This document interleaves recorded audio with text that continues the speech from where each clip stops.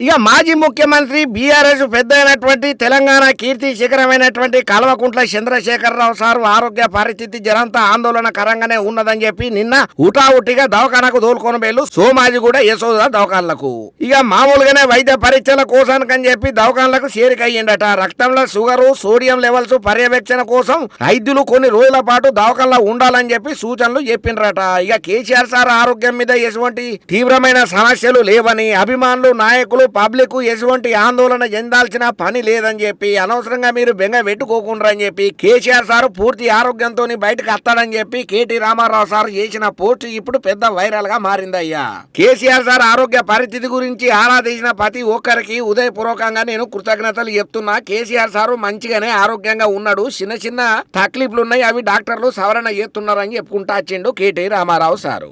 ఏదేమైనా కేసీఆర్ సార్ కు ఆరోగ్యం నిమ్మత్తంగా ఉండు చాలా సంతోషం అని చెప్పి ఇప్పుడు కేటీ రామారావు సార్ పెట్టిన పోస్టు గాను ప్రతి ఒక్కరు మస్తు హ్యాపీగా ఫీల్ కాబట్టిర్రు. అటు పక్కన కేసీఆర్ ఫ్యాన్స్, ఇటు పక్కన బీఆర్ఎస్ నాయకులు. ఎందుకంటే తెలంగాణ కోసం ఆర్నిశలు కృషి చేసి పోరాటాలు ఉద్యమాలు ఎన్నో ఆటుపోట్లను తట్టుకొని తెలంగాణ రాష్ట్రాన్ని సాధించుకున్నటువంటి తెలంగాణ కీర్తి శిఖరం, తెలంగాణ కీర్తి కిరీటం, తెలంగాణ జాతి పిత అయినటువంటి కేసీఆర్ సారు ఆరోగ్యంతో పురాగా నిండు నూరేళ్లు సంతోషంగా ఉండాలి, ఆయురారోగ్యాలతోని పురాగా వర్ధిల్లాలని చెప్పి ప్రతి ఒక్కరు భగవంతునికైతే శిరార్తులు పెట్టుకుంటా కోటి దండాలను సుతం పెడుతున్నారయ్యా.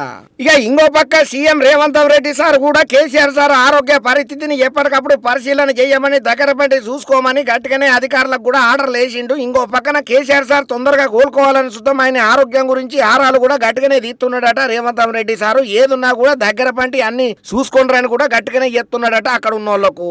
ఏదేమైనా కేసీఆర్ సార్ ఆరోగ్యం తొందరలోనే కోలుకోవాలని మనం కూడా మన ధమాకా దుమ్ముదులు పేర్తలకించి కోరుకుందాం.